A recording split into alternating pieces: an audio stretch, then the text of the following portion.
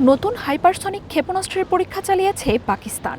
যুদ্ধজাহাজ বিধ্বংসী নতুন এই মিসাইল দেশটির নিজেদের প্রযুক্তিতে তৈরি।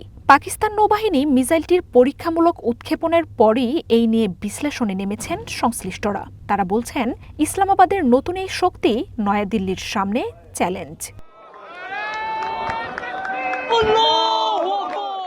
যুদ্ধজাহাজ থেকে পরীক্ষা চালানো নতুন এই মিসাইলের নাম smash. Surface two surface Mac 8 antiship ballistic মিসাইলের রয়েছে শব্দের চেয়ে 8 গুণ বেশি গতিতে ছোটার ক্ষমতা। এই অস্ত্রের পরীক্ষাকে ইসলামাবাদের যুগান্তকারী সাফল্য হিসেবেই দেখছেন বিশ্লেষকরা। আপনার জন্য অবকাশ যাপনের আর বিনিয়োগের সেরা পছন্দ হতে পারে সল্ট বে, যেখানে বিলাস আর প্রশান্তি মিলেমিশে একাকার।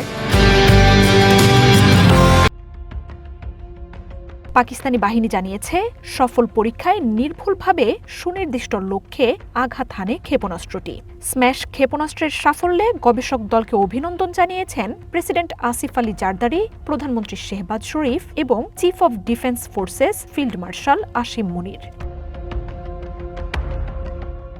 পাকিস্তানি নৌবাহিনীর বহরে থাকা যুদ্ধজাহাজগুলোর মধ্যে সবচেয়ে শক্তিশালী ফ্রিগেট হল PNS টিপু সুলতান। স্ম্যাশ ক্ষেপণাস্ত্রের সফল পরীক্ষার জন্য সেটিকেই বেছে নেন ইসলামাবাদের প্রতিরক্ষা গবেষকরা। মিসাইলটির ম্যানুভারিং ক্ষমতাও বেশ ভালো, অর্থাৎ মাঝ আকাশে দিক পরিবর্তন করে লক্ষ্যে আঘাত হানতে পারে স্ম্যাশ। ফলে রাডারে একে শনাক্ত করা বেশ কঠিন।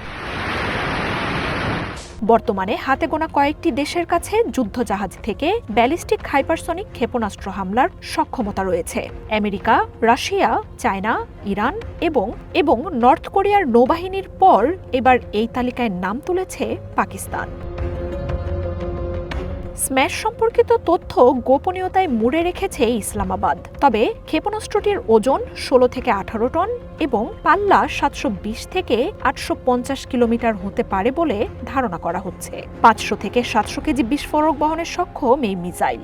এই অর্জন সামরিক সক্ষমতার গেম চেঞ্জার হয়ে উঠতে পারে বলে আশা পাকিস্তানের। মার্জিয়া উপমা, ওয়ান ইন্টারন্যাশনাল ডেস্ক।